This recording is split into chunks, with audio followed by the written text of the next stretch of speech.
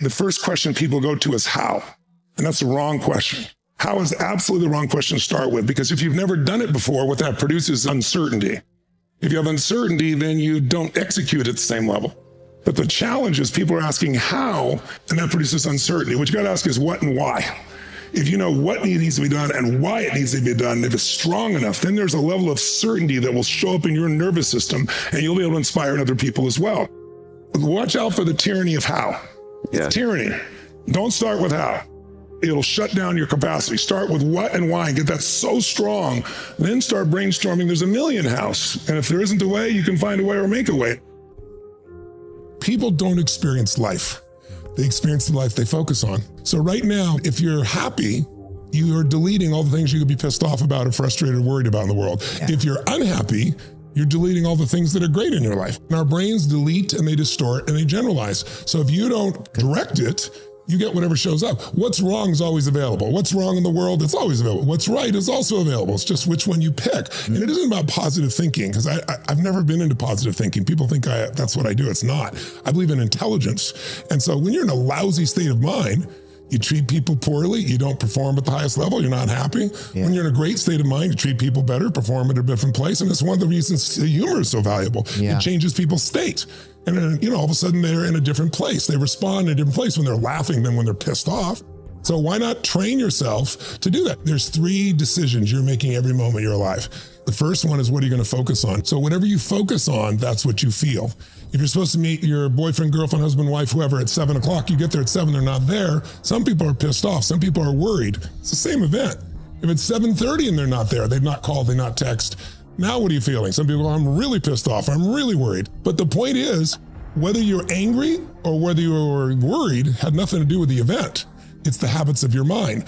The person who's worried thinks, well, maybe they're in a car accident. The person's pissed off, they did it again. So the first decision you make is, what are you going to focus on? And most people have patterns of focus. Do you tend to focus more on what you have or what's missing? Do you tend to focus more on what you can control or what you can't control? And then the third one, do you tend to focus more on the past, the present, or the future? Those 3 patterns, if you do all 3 of them, if you constantly look at what's missing, it's hard to ever stay fulfilled or happy. So you have to always do something to try to make yourself happy, because you're always noticing what's missing. That's just where your focus goes. There's always something missing. There's always something that's not missing. There's always something beautiful. If you focus on what you have, you're going to be more fulfilled. Second one, if you focus on what you can control, what you do, it's why you have your own business. It's why who you are. But a lot of people focus on what they can't control. It's overwhelming. They're stressed out. They think of all those things. So if you constantly focus on what's missing, you can't control, and the past, which you can't change, what that makes is either angry or sad or frustrated or depressed. You got to have something that is large enough that it makes you crazy and you don't know that you can do it, but you got to know you can do it. I know it sounds ridiculous. There's got to be some part of you that turns it into a must, not a should. If it's a should, it gets done when it's easy. When it's a must, it happens no matter what. And the difference between should and must is reasons. Reasons come first, answers come second. If you got strong enough reasons, if you got a big enough why, you can figure out how to do anything. The first question people go to is how, and that's the wrong question. How is absolutely the wrong question to start with, because if you've never done it before, what that produces is uncertainty. If you have uncertainty, then you don't execute at the same level. It's like people saying knowledge is power. We all know that's bullshit, right? Execution is power. Knowledge is potential power. Execution beats knowledge every day of the week. So my bias is towards action. Even if it's the wrong action, you're gonna learn quicker than if you do nothing. But the challenge is people are asking how, and that produces uncertainty. What you gotta ask is what and why. If you know what needs to be done and why it needs to be done, if it's strong enough, then there's a level of certainty that will show up in your nervous system, and you'll be able to inspire it in other people as well, because you can't fake it. Everybody can feel it. And so if you can come up with that and find out how to turn that certainty on, that's what I do with people, athletes, business people, everybody, is how do you turn that on and keep it on? Turn that on, and then knowing what and why, you can figure out how. It's like, John F. Kennedy didn't know how to get to the moon when he said, we're going to put somebody on the moon and return to the earth safely in this decade. And people at NASA are like, he's insane. We don't have the resources, but they did it. That's leadership. That's a moonshot. Right? And it can't just be you. So that's the other part. Is it something that doesn't just inspire you? Is it something that'll keep you going when it doesn't look like it's going to work, keep you from giving up? But is it something that'll get other people to join you? Otherwise, it's just you, and you're not going to do it by yourself. There's no moonshots that are done by individuals. That's bullshit. And individuals may stimulate it, but it takes a team. It takes an army of people to make something happen. So I think watch out for the tyranny of how. Yeah. Tyranny. Don't start with how. It'll shut down your capacity. Start with what and why and get that so strong. Then start brainstorming. There's a million hows. And if there isn't a way, you can find a way or make a way. And I think that happens. And the other thing that happens is when you succeed, you get momentum. That's the other thing I'd mention too. All lasting change, by the way, in your life, my life, or anybody's, is a change in identity. Anything else is a fight.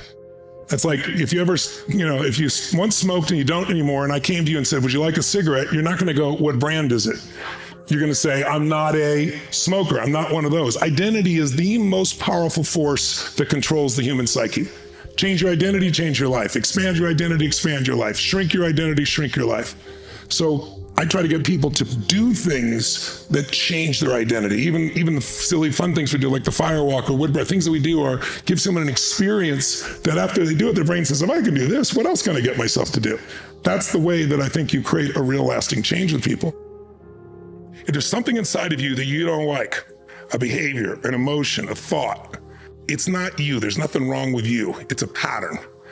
And we can develop patterns and do them so often that we think we're our patterns. It's just a habit of thinking, habit of motion. You don't overeat every moment. You overeat when you're bored and when you're pissed off or when you're worried, right? It's a pattern. And you can change any pattern when you stop thinking there's something wrong with you. But also, I've learned that anybody that's great at anything, if somebody's a great musician, they know certain patterns. Now, how do you get there?